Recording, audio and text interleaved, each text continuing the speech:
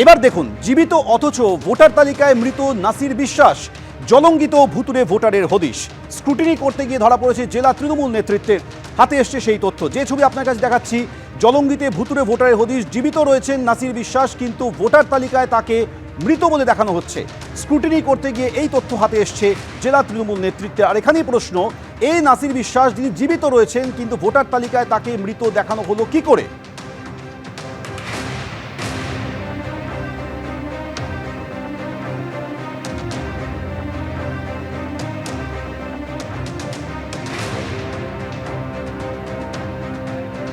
আর এবার হরিহরপাড়ায় জীবিত ব্যক্তি হয়ে গেলেন মৃত।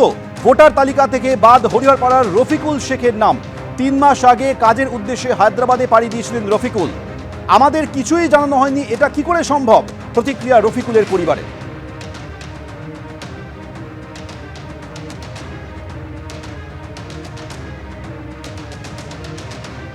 অর্থাৎ দুটি ঘটনার ছবি আপনার দেখালাম। একদিকে যখন জীবিত ব্যক্তি, তার নাম মৃত হিসেবে ভোটার লিস্টে দেখানো হচ্ছে, অন্যদিকে হরিহরপাড়ায় জীবিত ব্যক্তি, তিনিও মৃত। ভোটার তালিকা থেকে তার নাম বাদ পড়ে গিয়েছে রফিকুল শেখ, তিনি হরিহরপাড়ার বাসিন্দা। কিন্তু তার পরিবারের তরফে বলা হচ্ছে যে আমাদেরকে কিছুই জানানো হয়নি। কি করে এটা সম্ভব? রফিকুল তো জীবিত রয়েছেন। এই প্রশ্ন তুলছে রফিকুলের পরিবার।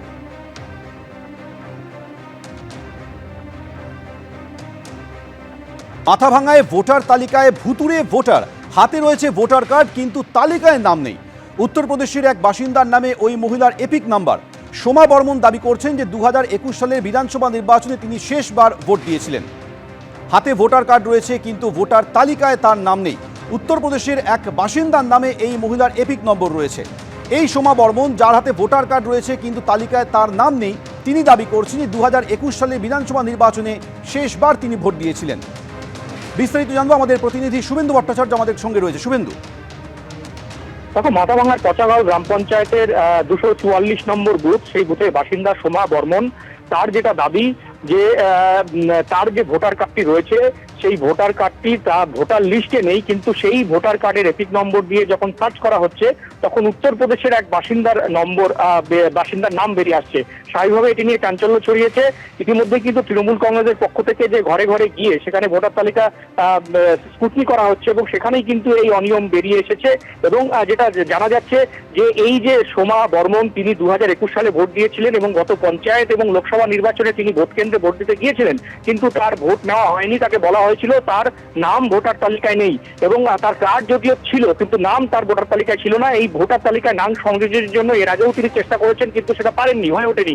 কিন্তু এবার যেটা দেখা গেল, তিনি যখন তৃণমূল নেতারা তার বাড়িতে আসলো, যখন এপিক সার্চ করা হলো, তখন দেখা গেল তার যে ভোটার এপিক নম্বর রয়েছে, সেই এপিক নম্বর অনলাইনে সার্চ করলে আসছে উত্তরপ্রদেশের এক বাসিন্দার নাম্বার।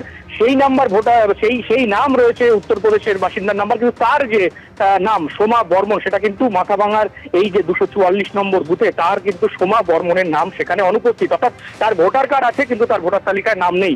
স্বাভাবিকভাবে এটা নিয়ে একটা বিতর্ক দেখা দিয়েছে। তৃণমূল দাবি করছে যে নির্বাচন কমিশন যেটা বলছে যে একই ভোটার এপিক নাম্বারে একাধিক নাম থাকা কোনো সমস্যা নেই, কিন্তু এক্ষেত্রে দেখা যাচ্ছে যে একই নাম্বার কিন্তু একজনের নাম আছে কিন্তু আরেকজনের কার্ড আছে কিন্তু ভোটার তালিকায় নাম নেই। গোটা বিষয়টি নিয়ে ইতিমধ্যে প্রশাসন তদন্ত শুরু করেছে। তোমাকে ধন্যবাদ।